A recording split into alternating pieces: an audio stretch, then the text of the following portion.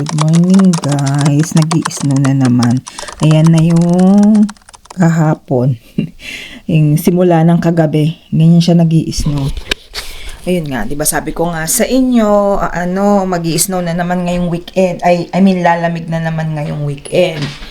So, dahil wala tayong pasok for today, ang ating gagawin ay lilinisan ko ng maayos yung kwarto ni Joanne kasi nag-request siya na i-rearrange ulit yung mga gamit niya. Kahapon pa sana, kaso lang medyo pagod na ang lola nyo.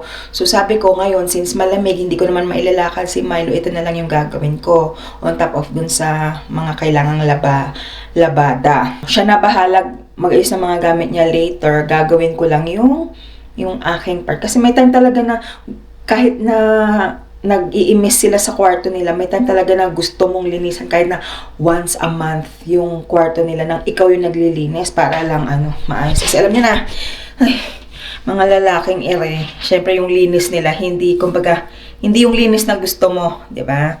Yung sabi ko lang minsan, itabi-tabi yung mga kalat. Kasi itong batang to, mahilig ang tawag ito, yung mga art niya, mga kung ano, origami, mag-drawing, ganyan. So, magulo. Tingnan yung itsura ngayon ng kwarto niya. Tcharan! Ayan, hindi naman siya talagang ganyan kagulo. Kaya lang kasi, yan, nilabhan ko yung kanyang kobre kama. Tapos, ito yung mga niya. Oh, Diyos mio, Marimar. Itong dice, ginagawa niyang pang gongji. Gonggi yung sa Squid Game. Tapos, ito raw yung dakchi. O, basta yung mga ganun. Nagtitrip, ayan. Tapos naglalaro siya mag-isa. Yung minsan naman nakakatuwa din kasi at least hindi siya computer palagi, 'di ba? Yan, basta ganyan yung mga niya. Tapos mahilig siya mag-drawing. Hindi ko alam kung nandito yung pang-drawing niya eh. Ay, sa math ata niya yan. So yun, tingnan niyo yung art supplies niya. Oh, Diyos ko po, ang gulo na ulit. 'Di ba? Kailangan na nating i-rearrange. Ito pinakita ko na sa inyo dati ito, 'di ba? Yung sticker ni Jordan ginawa niyang si Curry. Tapos ito nabili namin dun sa school niya, parang reward niya para sa sarili niya. Anyway, dahil nga maliit tong kwarto niya, aayusin lang natin according dun sa yung kahit paano may space pa rin siya para sa mga arts niya. Ganyan. Okay, so mag-start na tayo. Itong batang ito, hanap ng mga stool, kaya pala nawawala, nandito pareha sa kwarto niya. Ewan ko ba, ang sikip-sikip na nga dito sa kwarto kung ano-anong nilalagay. Parang gusto niya lalong sumikip. Bata talaga eh. I got this picture in my closet. It's gathering dust right now. And the edges have been folded once or twice. Doesn't look the same. So, ganito yung arrangement na gusto niya. Yan, pagbibigyan natin siya. Ngayon, kailangan naming magbawas ng mga ganyan. Yan, yung mga kakalatan niya na hindi na ginagamit. Yan, yun ang gagawin natin ngayon. Itatapon na yung mga hindi na gumagana. Pagkatapos, yung final na lang arrangement. Okay. Syempre tuloy-tuloy pa rin yung sa snow sa labas. So hindi ko alam kung mag-shovel ba ako o mamaya na lang. Kasi sabi ang snowfall warning extended until February 1st. So, ewan ko baka maghapon tong ganito. Parang sayang lang yung i-shovel ko kung mamaya babagsak-bagsak na naman ulit. Pero at the same time, ayoko rin namang mahirapan na maipon siya. Kasi pagka yung medyo compact na siya, mas mahirap na siyang i-shovel compared sa fresh snow. So, tignan natin. Hindi ko na alam. Hinahin ko na lang siguro munang magligpit ng mga kalat na tatanggalin, magluto ng aming dinner, and then i-shovel ko. Kasi mayang magti-3, magsusundo na naman tayo, guys. So, ayun. Kaya, sakto rin naman, itong ating alaga ay hindi natin nailabas. Buti na lang, naglakad na tayo kahapon, Kasi malamig din, mahangin. Buti na lang hindi nagre-reklamo. Mukhang inaantok din. Na, lazy weather today, Milo. One eternity later. So, ito na yung final arrangement na gusto ni Joem. Kasali ka din? Ayan. So, gusto niya nandito yung desk niya, katabi nitong ng mga arts niya. Dineclutter ko lang to kasi ito, yung latest na binigay sa kanya na mga markers. Gusto niya gamit na gamit sa kanya, kaya nilagay niya na yan dyan. Tapos, ito, yun yung mga dati pa rin yan, mga school supplies, mga regalo, mga nakukuha sa party, ganyan. Tapos dito yung mga kung ano-anong nilalaro niya, yung ibang dinodrawingan niya. Tapos yung mga ginagawa niyang mga origami, yung mga play cards. Sa math niya kasi, sa school, ginagamit nila play cards. Tsaka dice, puro bigay yan. Tapos, dito naman, lahat nung kanyang mga art supplies. I mean art, mga pinagdodrawingan and everything. Yan, tsaka yung mga sa school. Yan, tsaka sticker books, yan, dyan yan. Tapos, yan, sila na bahala sa mga the rest. Diba na, Myla na? What do you think? Pakita ko lang sa inyo yung mga ilang sa dinodrawing niya. Pine-perfect niya ata to si Luffy. Ito walang kopya-kopya. Yung sa yung pag naiisip niya lang. Ayan. Oh. Mga anime. Yan ang gusto niyang i-drawing eh. Yan. Oh. Diba? Tapos minsan, sabi ko, drawing. Kasi favorite ko si Snoopy. Ito last year pa niya ito din drawing. Cute. Yung si Charlie Brown. O, diba? Ang cute ni Charlie Brown. Itong batang to naman, masipag mag-organize ng mga gamit niya. As long as wala na siyang mga ginagawa. Makalat lang siya usually pagka may mga kung ano-ano siyang naiisip na gagawin. Yan, papel dito, kalat ng kung ano-ano dyan, basta ganun. Ganun yata yung creative process niya. So, hinahayaan ko lang. Ngayon, yung kay kuya, hindi ko muna gagalawin. Antayin ko siya. Kasi, syempre, ayoko nang pakialaman yung mga gamit niya. Kasi, alam nyo na, lumalaki na. So, parang iba na yung niya. Kumbaga, hindi ko na pwedeng gawin yung tatanggalin ko lang yung mga sa tingin ko hindi na niya ginagamit kasi syempre mas malaki na siya, mas alam niya na yung mga gamit niya, di ba? Hindi kagaya ng mga medyo bata-bata. Yung alam mong basura na, ganyan yung alam mong hindi niya nahahanapin. Kumbaga, syempre si kuya, medyo mas aware na siya dun sa mga tatanggalin mo sa gamit niya or hindi. Kumbaga parang tayo, di ba? Parang mas madali kasi mag-declutter pagka iba yung nagde-declutter ng gamit mo kaysa yung ikaw mismo. Lalo na kung may sentimental value sa'yo, parang mas matagal yung proseso. Kaya ngayon, ang ginagawa lang, pautayo talaga, sinasabihan ko lang sila na, kuya, tanggalin mo na yung mga maliliit mo na damit, yung mga hindi mo na, tingin mo mga laruan na hindi na age appropriate para sa'yo, ganyan. Yung mga gamit na pwedeng i-donate or pwede nang itapon, basta yung mga hindi na nagbibigay ng purpose sa'yo, tanggalin mo na dyan. Yan. Siyempre, sasabihin ko rin yun sa sarili ko. Kasi ang dami ko pa rin mga gamit na hindi pa naaayos talaga totally. Sabi ko nga, one day at a time. At mahirap pagsabay-sabayin. Hiningal ako. Anyway, nakapagluto na rin ako ng dinner namin. So, wala akong maisip.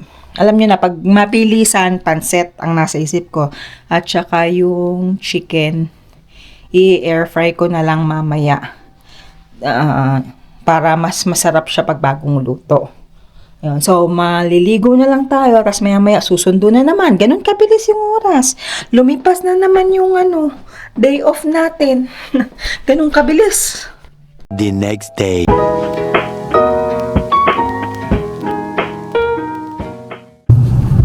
So, ito na nga guys, no? May sinasabi si tatay. Ano sinasabi mo? Ngayon ka lang, late ka na. Late na ako nag-vlog. Good afternoon na. Nagpunta kami ng Nagpunta kami ng Asian store Di naman? para bumili ng mga ilulutang babaunin for next week. Tapos, yan, ngayon lang kami dumaan sa Timis para magkape ni Dede. Ang lamig ngayon eh. Ano bang weather kasi tatay mo? Minus something. Minus something. Tingnan natin. Feels like minus something. Double digits na naman tayo, guys. So, ganun na nga, no, guys, no? Yan. Minus 22 feels like minus 33. Kasama ang wind chill. Kaya, ang kamay ni tatay nanigas. Wala kasing gloves. Talagang tigasin yan. Ano ba? Ewan ko sa'yo. Yan. Kailangan na naman natin magdoble-doble. Kasi itong coming week na to, double digits tayo. Minus 30 plus, minus 40. So, kapit lang, no, guys, no? Oo. Tsaka ingat sa pagdadrive. Kasi maraming pasaway. Kahit na ganito yung weather, marami pa rin pasaway. Kaya yung iba nadiditch. Kasi saan-saan sila pumupunta. Parang relationship lang din yan. Yun na naman. Sometimes you get ditch. Talagang ang reference mo lagi relationship. Hindi pa pala kami kumakain, guys. Kaya pala ganyan, buffering. Nandito na kami sa bahay. I-haul ko ulit yung aming pinamili for this week. Bumili tayo ng mga itong garlic, spring onions, enoki mushroom, broccoli, itong beans, talong, diba? Ang hahaba ng talong, bok choy, yung shallots. Hindi na kang makakita sa superstore nito. Usually Asian store yung may mga ganyan. Kasi nga diba yung sa mga superstore ganito kalalaki. Ground pork na lean, pork leg with skin. Dalawa siya. Yan. Tenderloin. Dalawa. Yung sa Goldilocks. Pwede na pala, microwavable na pala to. Ngayon lang ulit kami bumili ng ganito eh. Ng Goldilocks. Meron palang fully cooked na siya. Ito yung gusto kong extra firm na tofu. Yan. Konjac. Yum noodles. Ewan ko kung parehas na ng shirataki noodles. Pero yung texture. Siri na Filipino style hotdog. Chicken thigh. Seafood medley. Talagang magkakare-kare. Basa fillet. Dalawa. Tapos yung isda. Dalawa din. Try namin itong pork balls. Wala kami makitang chicken balls eh. Ganyan sabi ko, pumunta kami ng TNT, bumibili kami itong siopaw. Bawang nuts, sky flakes, breadsticks. So, assorted na cake. Ito try naman namin itong spicy and salted egg yolk na fish skin. Ito yung aming taho dito. Yan. Tindong na snack mix. Mamasitas. Yan. Patatas. Walnut. Sunflower na mango at saka sunflower na strawberry. Another boy bawang. Chicken boy. Tapos, hindi namin alam kung itsura nito pero yan para siyang pambomba. Yung boga-boga ba yung tawag doon? Yung sa atin, yung pagka nag-Happy New Year, di ba? Boga. Boga lang ba yun? Ayan lace siya. Hindi namin alam kung anong laman. Ako curious din ako. Patatas lang. Tingnan natin. Tingnan natin. Yung pala, ito na pala yun okay. Lalagyan lang. Ganyan siya. Tomato flavor? Hindi natin nabasa. Iba-iba. Cucumber flavor. Surprise egg. Para pala tong surprise egg eh. Cucumber. Masarap daw yung cucumber na lise. Iya, matitikman nyo na. Ano to? Original flavor. Original flavor. Buti na lang isa lang yung tomato. 5 peraso lang yun. Ito lang yung binili namin sa Walmart kasi ito yung gusto namin na yung tinapay wala sa wala sa TNT. Ito yung gusto ng mga bata. Tapos yung keso ni tatay. Yung pangahit. Itong ikamit. Punta pa sana kami ng anong pangalan nun? Costco para lang dito. Ito lang ang bibilin namin. Unico na tuna. Yung AAA na battery. That's all, folks! Na-prepare na natin yung ating mga iluluto. Yan. Nakukulaan nyo ba kung anong mga iluluto natin? Yan. So, isa-isahin na natin siyang iluto. Palo daw ako ni tatay? Hindi naman. Ha? Palo ako ni tatay? Parang may ano ka na, phobia ka na. Ha? Parang may phobia na chimelo ah. Naka-ano na tayo. Yung seafood kare-kare. Wow naman! Yung semi-menudo. Wow! Kasi hindi siya kompleto sa recados. Niluluto ko pa yung adobo eh. Tapos yung tortang talong. Yan. Tsaka yung tostado. Tostadong hotdog. Yan. Yan ang ating menu for the week. Menu. Di ba menu naman? Menu. Menu for the week.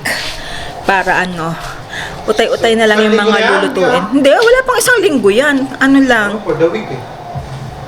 Di basta ganun. Yun na yun. Kasi ulit-ulit, kaya for the week. Yun na siya. Di konti na lang yung lulutuin.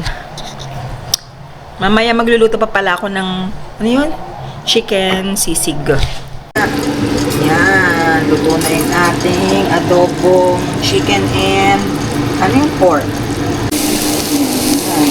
Ating chicken sisig. Gumawa kami ng cookie using So yun na nga guys, no? mukha siyang patty. That's Yeah. what I said. Ano yan? Oatmeal banana premium chuba. ASMR. Ayos mo. So, lasang patty? Mainit eh. Bagong labas sa oven eh. Good. Ha? For me, it tastes like nothing with texture. Hindi ko nilagyan ng sugar or anything yan. Ang panglasa lang ng banana at saka Was it? yung premier. What? Ayan, tigan ko nga. Good. Taste. Hot. Chewy ah. Yan ang sinunod ko na I like that. Sinunod ko na ingredients